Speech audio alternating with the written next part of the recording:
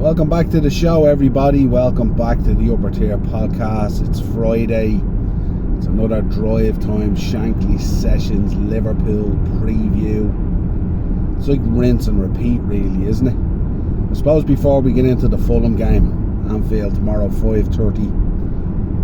Normally under the lights, but probably with the clocks changing, it won't be so much as under the lights as it normally would be. We have to talk about that shit show that was PSG the other day, wasn't it? Changes made, more of the same. You know, the disrespect for Mo Salah. And listen, I've been as critical of Mo Salah this season as any fan or any content creator and stuff like that. But it's one thing to put the knife in the spinal column, it's another thing to continually twist it and stuff like that and all, you know. And I just think it's just, these players are now, you know, forget about making their voices heard with the, you know, we gave up after 3 and Dom with his antics and all this kind of stuff, you know. We've very much seen that these players have checked out this season. These players are unwilling to support this manager. These players are unwilling to listen to this manager's instructions. You look at the game the other night, you've got Kanate ending up in a fucking 10. You've got Virgil van Dijk out on a wing. You've got all sorts of fucking stupid shit going on. A lack of formation. A lack of credibility, really, in terms of the players on the pitch. Who have literally just gone into business for themselves now. You've got Slot on the sideline. He's nearly literally given up shouting and screaming at this stage because he knows he's just been ignored. And let's be honest, the other night, only from Armadashvili and the absolute terrible play in front of goal at times by PSG, we could be 5 or 6 down. It could have been an all-time European embarrassment for this club. But there's no doubt these players have checked out. They're not playing. You can't have a fall off to the magnitude of what we've had all around the whole pitch, and I'm talking the whole pitch. You know, I mean, you look at that match the other night, and where did the energy come from? Kerkez. McAllister was okay. He was trying to do things but getting frustrated. McAllister, just his face just paints one of absolute frustration. You've got Gravenberch, who looks like he's jogging in a fucking swamp. Even when PSG broke through at times and had those 2-on-1s and all, you've got Virgil van Dijk jogging back. You've got Kanate just again bozo at times, just no idea. And like, we're getting the news yesterday coming through from Fabrizio Romano that a deal for Kanate at Liverpool is real close. And I'm going, Jesus Christ, like, you know what I mean? And it's just, we know Real obviously checked out of the situation back in November. Ask yourself, why did they check out back in November? Well, the reason they checked out is because they don't believe this guy is good enough. But yet we seem to think hanging on to him is good enough. And this is where we get into this cycle again now of like stupid fucking decisions instead of like being absolutely ruthless. Kanate has been shocking this season. And I know you'll hear some Liverpool fans, Darren mentioned it last night in the show, that they're saying that the issues with Kanate are related to the drop-off with Virgil van Dijk at times, stuff like that. And that can be the case at times. But like, he's been a shit show all season. I think he's had 2 decent performances, I think, that I can recall, I think. And other than that, I think it's just been anxiety, and I think it spreads across the back line as well. I think that back line this season, and including Alisson in this as well, I would say, there's just been a riddledness of anxiety and nervousness and lack of confidence and all that kind of stuff. Van Dijk has had a shocking season by his standards, and like, to have a fall off like that in a central defensive position is insane. You know, but the manager hasn't helped it in what he's trying to do. He finds a formula that works and then he abandons it. You look at PSG the other night, like we started off with a fucking 3 at the back, and within 90 seconds of the game starting, we were 5 at the back.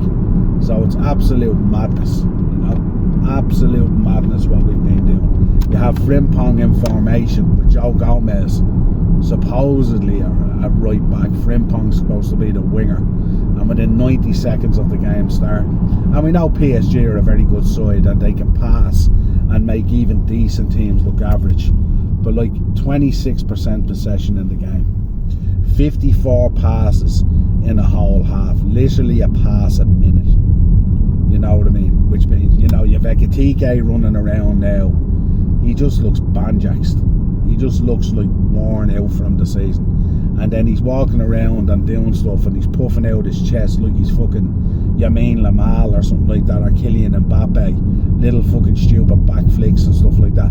And then when you want him to do the actual normal simple pass, 3, 4, 5 year pass, put through the gap, put through the lines and stuff, can't do it. You've got Florian Wirtz, who tries a lot of stuff, you know, but I get the feeling it's kind of a little bit like when we had Thiago at the club. He's thinking sometimes on a different level, so sometimes he tries things and it's just, it kind of looks a little bit stupid, but if there was self-awareness around the park, it might work out and look really, really good. And I said this so many times on podcasts when Thiago was there, his football mentality and brain just thinks at a different level. You've seen the little scoop pass over the top and stuff like that and all. Really, really some clever, skillful, technical stuff. But just the mentality isn't there to see what he's trying to do. We looked the other night like we were at least a yard or two off the pace. And that to me is just the weight of an expectation of a season that has fell asunder. And now people just simply don't give a shit. There's people walking onto that pitch, you can see it in their faces. They're already beaten before they start.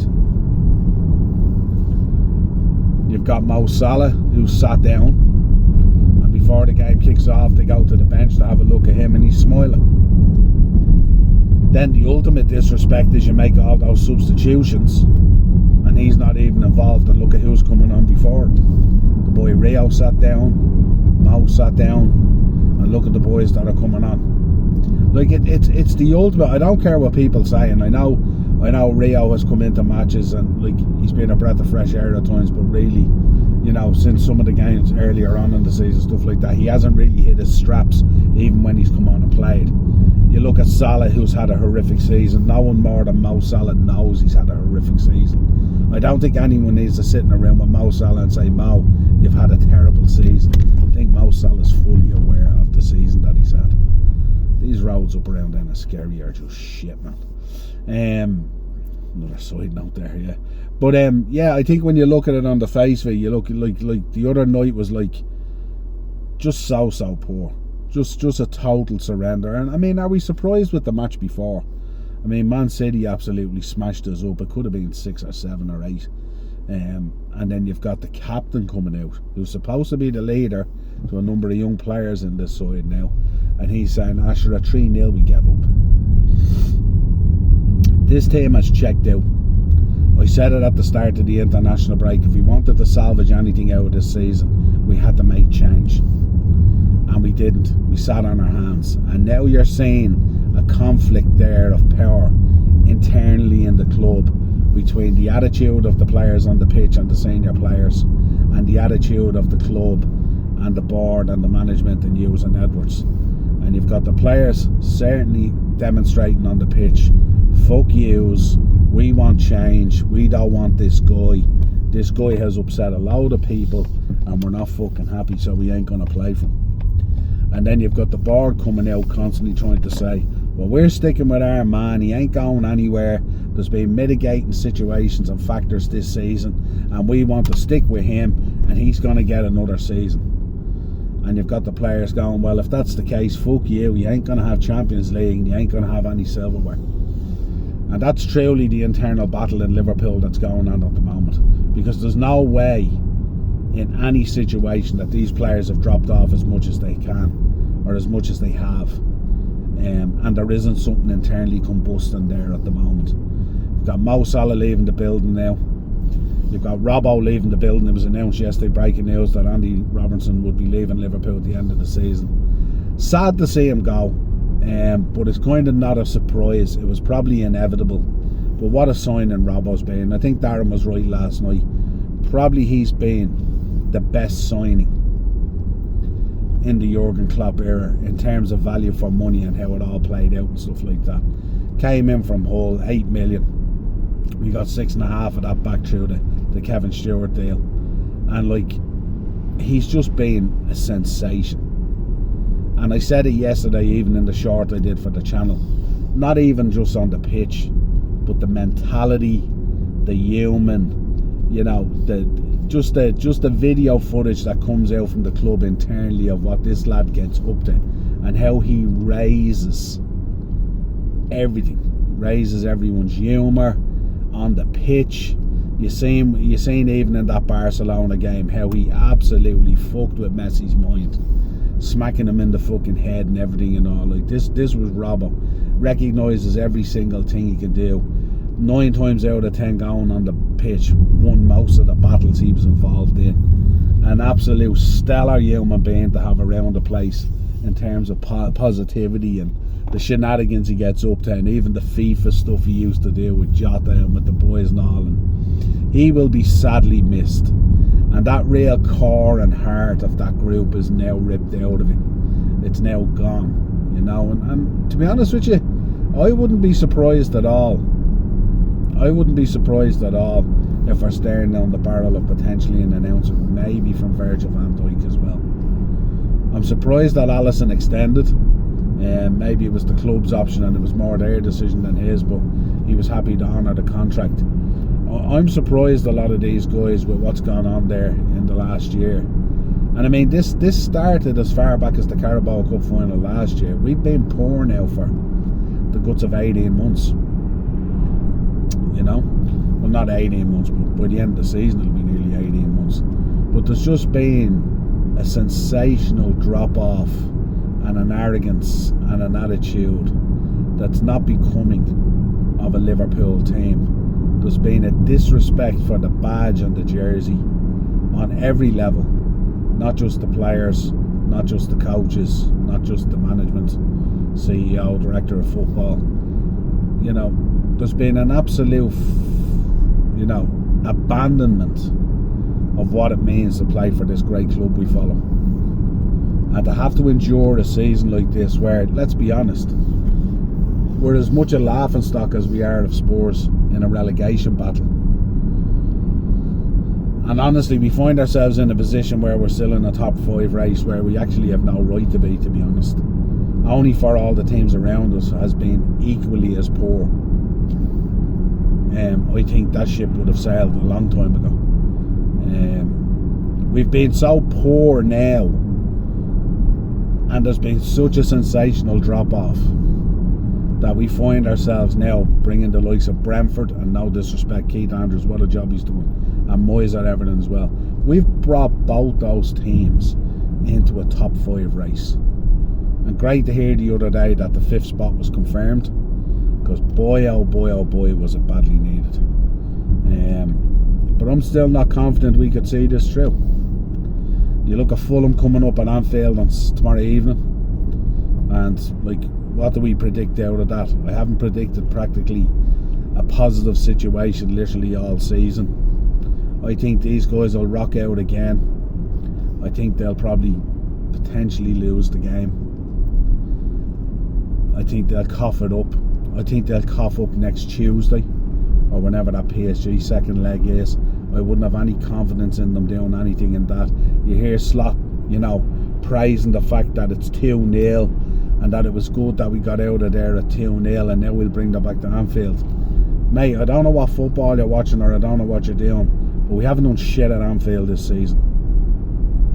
We've had a couple of decent matches at Anfield in the Champions League and stuff like that, but we ain't really done shit. Like, I would have no confidence at all that this team can turn around a 2-0 situation against a PSG team without conceding a goal, which means we'd need at least 3, potentially 4, and I don't think it's in them. I don't think the team that bet Barcelona that time and came back to win, whatever it was, 4-3, corner taken quickly, Origi, that team isn't there. That team is gone. That mentality's gone. That core is gone. That togetherness is gone. That fight for each other is gone. We now have lads on the pitch jogging around like they're jogging in fucking mud, training as a Navy SEAL. We now have lads who have lost so much yardage. We can't pass a ball now. We can't retain possession. Like at Anfield, at times we don't even look like the home team. We get fucking slapped up by mediocre competition. We get ran through in midfield like it doesn't even exist. We afford no protection of the back line in terms of a 6, because at times he's just playing Gravenberch and McAllister in a double pivot 2/8s. So there's no protection. We rely on goalkeepers literally to be man of the match in order to get anything. And if we think tomorrow, with Chelsea playing Man City, if we think tomorrow, Fulham are just going to rock into town and surrender themselves and blah, blah, blah, blah, we are sadly mistaken. We are so piss poor at the moment. Jimenez, Emile Smith-Rowe, Iwobi, to name a few, Harry Wilson, all these guys will just run through us tomorrow like having fun with us. And we'll have no answer. We'll cough up a goal. People will be looking around the pitch dumbfucked in the face like, how did this happen? Like how we don't know how it happens. Because you're all playing shit. That's how. And I don't think this team has any appetite to do anything under this manager. And this club is not willing to react. This club is not going to tolerate player power by the looks of things. And that's what it is. This has now evolved into player power versus FSG sticking with their decisions. So even if we go through this, even if we potentially were to get a top 5 spot, look at the summer we have to have this summer to fix up. We can only pray that Ekitike finds his form again for next season. We can only pray that we get the Newcastle Isaac at some stage. We can only pray that Florian Wirtz becomes the 2-time Bundesliga Player of the Year that he was. We can only pray that Marmadashvili tries to reach the levels of an Alisson Becker. By the looks of things, we're still going to have the Bozo at the back, who's being horrific. Are they going to be still our 2 centre-back starters next season? Van Dijk just looks like he's worn out now from the journey. Like, let's be honest, you see how they sit Mo Salah down, and this is Slot just being fucking petulant over the FA Cup game, let's be honest. But you see the way he's sat down. The problem for us is, you could sit 11 players now. They've all been so bad, but we don't have 11 other players to come in. I mean, let's be honest, Virgil van Dijk as the captain of Liverpool should have been sat down against PSG over his comments. To turn around and say we gave up at 3-0 is an absolute indictment of that lad's mentality and of the current club's mentality. And this is what's going on in the inner circles of this club. And we'll do the same thing on Saturday. We'll cough up goals to Fulham because they have goals in them, because they have an energy in them. You'll have an Iwobi and an Emile Smith-Rowe running through that midfield like it doesn't exist. You'll have people all around that ground not happy. You'll feel the discontent.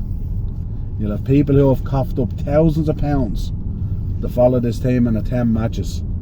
Imagine those fans the other night that went to France to follow their team and support their team, to be coughed up that absolute fucking tripe, to be fed that absolute shit.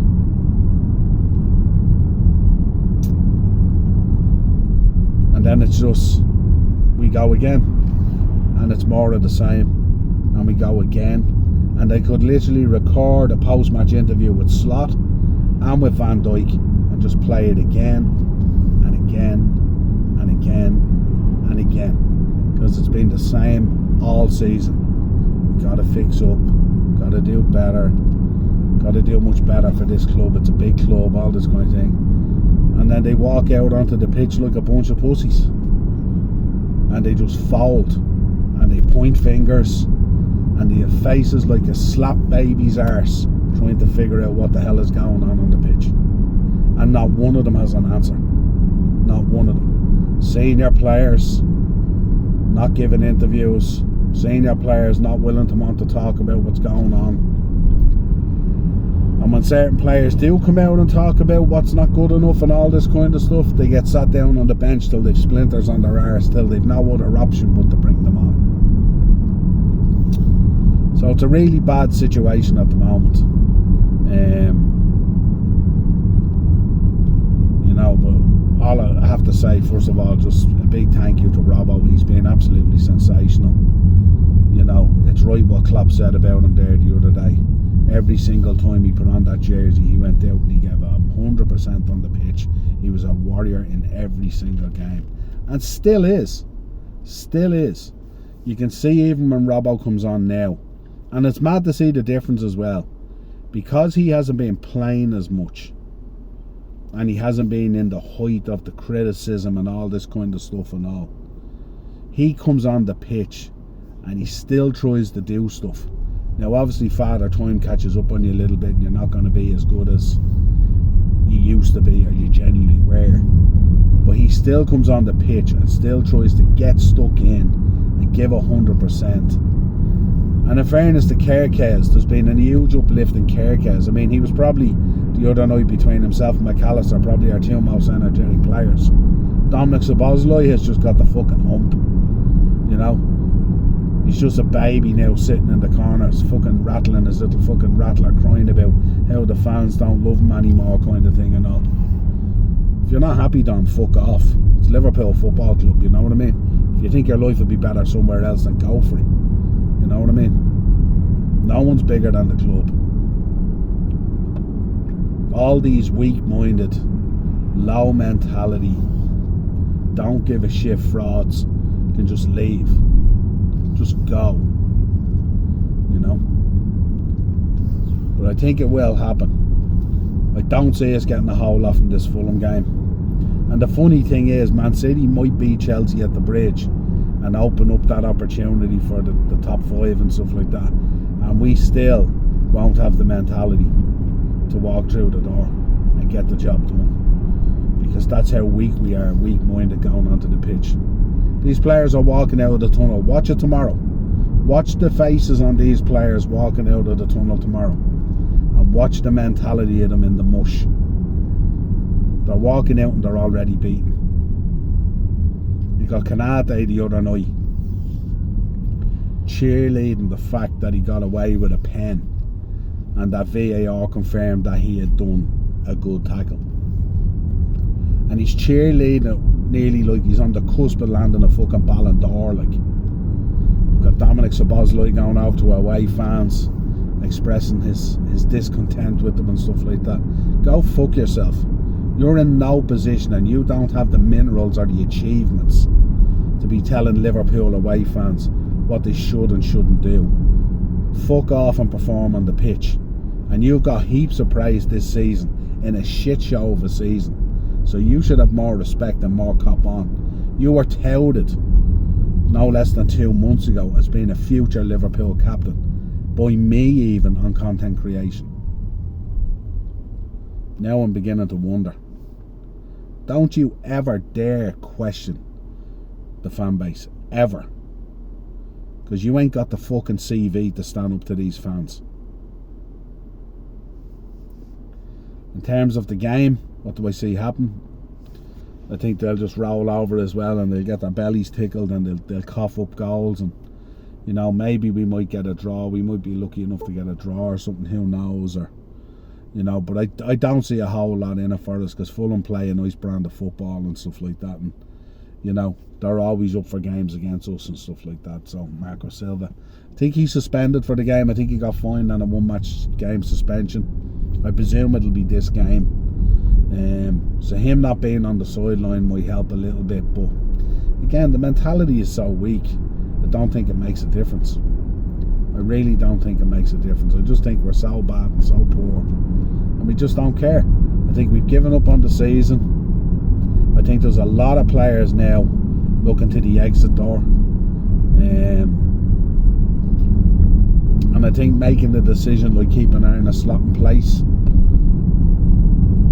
even though I'm dead against player power and it shouldn't be a player decision if a manager goes, this manager this season has been bad enough to, you know, to lynch him out the door as it is. Big thanks for winning the Premier League last year, but you are nowhere near what this club expects, not even close. And I don't even know if Xavi Alonso is the answer. You know, maybe they bring Stevie in for the last 5-6 games or whatever it is. He gets us over the line in the Champions League. Darren made the point last night. Might give us just the lift and the bump and the relief that these players need to go out and perform and put a couple of wins together, put a bit of space in that top 5 race. Maybe that's the answer. But not offering them the actual job. That there's no way the actual job is there. There's no way Steven Gerrard should be in charge of Liverpool Football Club. And I'm saying that for right reasons, out of love and affection and admiration for Steven Gerrard, not out of the fact that I don't want him as a manager. But I don't want to ever find a day. Maybe in the future with more experience and stuff like that, maybe he does come in and become a manager one day. But at the moment, like, if you put Steven Gerrard in charge of Liverpool Football Club on a permanent basis, you know, when things go south, what are you supposed to do? Where do you go? Do we take this club icon, this legend, and just fucking batter him into the ground? You know what I mean? And it's just, I can't bring myself at any stage creating content and absolutely booing or going against Steven Gerrard. So I don't want to be put in that position. With Xavi Alonso, I'd be worried as well. Madrid, the change at Madrid was an interesting one. He struggled a little bit in terms of trying to get his ideas across to these Galacticos and superstars and stuff like that. All, you know. And I don't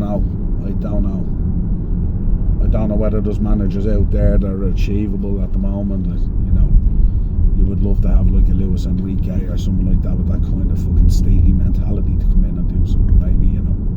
But I don't see it happening, and I think his wages is insane if you were going to bring him in.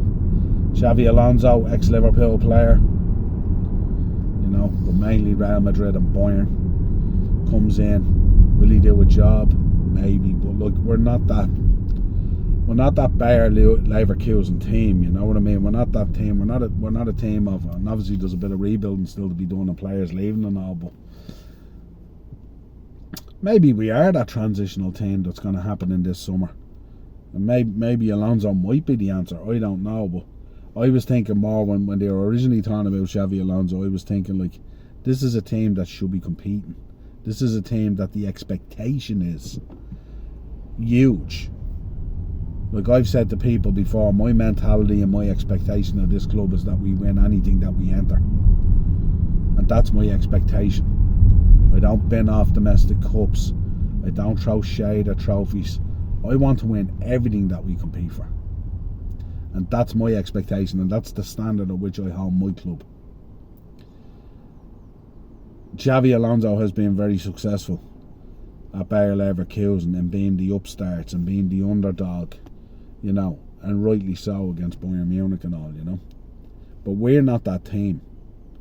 We shouldn't be going into seasons thinking we're the underdog and we're this and we're that. And look at this season. We went into this season with so much hope. Talk of multiple trophies. 400-500 million spent in the summer. Building on top of a league winning team. Lost a couple of players that we didn't realise the net effect that would be, including one, of course, Diogo, very tragic. And we just found ourselves where the wave of expectation, the changes that we made, and nothing kind of married up. You look at the first 5 games that we won and stuff like that. we literally limped through